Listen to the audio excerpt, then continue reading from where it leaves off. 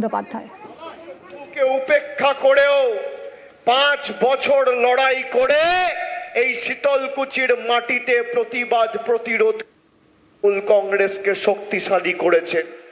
শীতলকুচির মাটি বশ্যতা বিরোধী মাটি, প্রতিবাদের মাটি, প্রতিরোধের মাটি, প্রতিশোধের মাটি। গত 2011 সালের পর থেকে এই শীতলকুচিতে একাধিক উন্নয়নমূলক প্রকল্প আমাদের সরকার করেছে। সরকারের একাধিক উন্নয়নমূলক সাফল্য সমূহ আমি আপনাদের কাছে তুলে ধরব। রথের ডাঙ্গা, কাছারিহাট, নওদাবাস ও চন্দ্রঘাটের মতো একাধিক এলাকায় আমাদের সরকার নতুন করে সেতু নির্মাণ করা থেকে শুরু করে English medium, government model school সহ এই শীতলকুচিতে কিষাণ মান্ডি তৈরি করা থেকে শুরু করে শীতলকুচি ব্লকের খালসামারি এলাকায় কর্মতীর্থ সহ শীতলকুচিতে নতুন ফায়ার স্টেশন হয়েছে। শীতলকুচিতে অনেকে তামাক চাষ এবং আলু চাষের সাথে যুক্ত। যেহেতু তামাকের গন্ধটা একটু উগ্র, অনেকে এখন আলু চাষ করছেন। এখানে নিকটতম হিমঘর বলতে মাথা ভাঙাতে বৈরাগীহাট বা নিশিগঞ্জে আলুর সংরক্ষণ করতে হয় আপনাদের। আমি আপনাদের সমস্যার কথা জানতে পেরেছি। নিকটতম হিমঘর প্রায় 30-35 কিলোমিটার দূরে।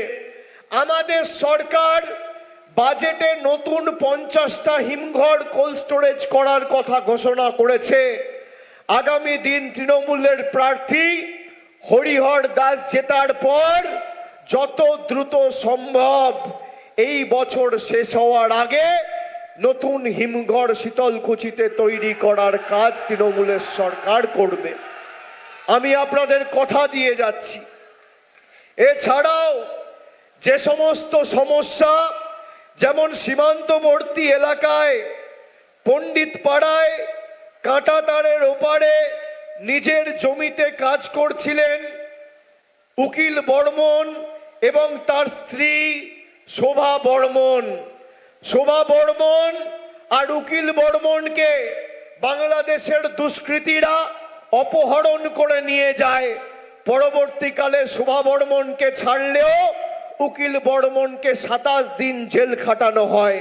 50-এর বেশি পরিবার যাদের জমি রয়েছে তারা এখন চাষবাস করতে জমিতে যেতে ভয় পাচ্ছে। এই নিয়ে একদিনের জন্য বিধানসভায় বা কেন্দ্র সরকারকে এখানকার বিদায়ী বিধায়ক একটা চিঠি বা একবার তদবির বা দরবার করেনি। মায়েরা শুনুন, আপনার ভোটে নির্বাচিত হওয়ার পর এই বিজেপির বিধায়ক কেন্দ্রের কৃতদাসত্ব করে গরিব মানুষের অধিকারের টাকা, আবাসের টাকা, 100 দিনের টাকা, জলের টাকা, রাস্তার টাকা আটকে দিয়েছে। আমি আমার তথ্য পরিসংখ্যান নিয়ে এসেছি। আমি আপনাদের আমার তথ্য পরিসংখ্যান দেব আর চ্যালেঞ্জ করব বিজেপির নেতা কর্মীদের। যদি বুকের পাঁটা থাকে তাহলে কুচবিহার জেলায় যে কটা পঞ্চায়েত রয়েছে একটা পঞ্চায়েত বা শহরের ওয়ার্ড বেছে নাও, একটা ময়দান বেছে নাও। কুচবিহারের মানুষ আসবে, তোমাদের সংবাদ মাধ্যমকে ডাকো, জায়গা তুমি বাছো, সময় তুমি বাছো। 12 বছর মোদিজির সরকার ক্ষমতায় আর 15 বছর মমতা ব্যানার্জির মামাটি মানুষের সরকার ক্ষমতায়। আমি আমার রিপোর্ট কার্ড নিয়ে আসব আর তোমরা তোমাদের রিপোর্ট কার্ড নিয়ে আসবে। তথ্য পরিসংখ্যানের নিরিখে লড়াই হবে। মাঠের বাইরে ভোকাট্টা করে যদি না বার করে দিই, আমার নাম অভিষেক বন্দ্যোপাধ্যায় নয়। জায়গা তুমি বাছো, সময় তুমি বাছো, ময়দান তুমি বাছো। 5 তারিখ তো শুনছি কুচবিহারে ভারতবর্ষের প্রধানমন্ত্রী নরেন্দ্র মোদী আসবে। আমি চ্যালেঞ্জ করছি, যদি নরেন্দ্র মোদী শ্বেতপত্র প্রকাশ করতে পারে যে গত 5 বছরে কুচবিহারের একটা গরিব মানুষের আবাসের টাকা নরেন্দ্র মোদী বা বিজেপি সরকার দিয়েছে, আমি মানুষের কাছে তৃণমূলের হয়ে ভোট চাইতে আসব না।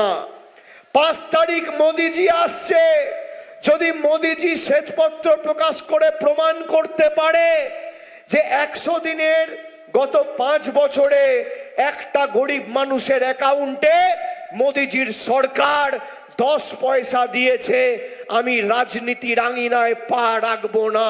চ্যালেঞ্জ করে যাচ্ছি মিডিয়ার সামনে, ক্যামেরার সামনে, যদি প্রমাণ করতে পারে গত 5 বছরে গ্রাম সড়ক যোজনায় 10 পয়সা দিয়েছে, আমি ভোটের ময়দানে তৃণমূলের হয়ে প্রচার করতে আসব না। যদি প্রমাণ করতে পারে এই কুচবিহার জেলায় প্রায় 8,15,000 মায়েরা লক্ষ্মীর ভান্ডার পাচ্ছেন, এই লক্ষ্মীর ভান্ডারে কেন্দ্র সরকারের 10 পয়সার অবদান আছে, আমি রাজনীতির আঙিনায় পা রাখবো না।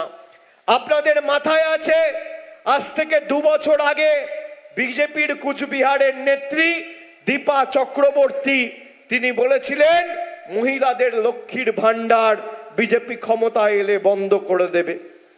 আমাদের দলনেত্রী গত 10 দিন আগে 20 তারিখ মার্চ মাসের কলকাতা থেকে দলীয় ইস্তাহার প্রকাশ করে আমাদের 10 প্রতিজ্ঞার কথা আমরা বলেছি। তার মধ্যে মায়েরা শুনে রাখুন, আমাদের প্রথম প্রতিজ্ঞা, শপথ, অঙ্গীকার, যতদিন বাংলায় তৃণমূলের সরকার থাকবে আজীবন মায়েরা, বৌদিরা, দিদিরা লক্ষ্মীর ভান্ডার পাবেন, কেউ আপনাদের লক্ষ্মীর ভান্ডার বন্ধ করতে পারবে না। মাসে 1500 টাকা সাধারণ পরিবার হলে আর তপশিলি পরিবার হলে মাসে 1700 টাকা। যারা 1700 টাকা পাচ্ছেন, 1 মাসে 1700 মানে 1 বছরে 20,400 টাকা, 5 বছরে 1,02,000 টাকা। মমতা বন্দ্যোপাধ্যায়ের সরকার চতুর্থবার ক্ষমতায় আসবে আর 5 বছরে 1,02,000 টাকা সরাসরি আপনার ব্যাংক অ্যাকাউন্টে ঢুকে যাবে।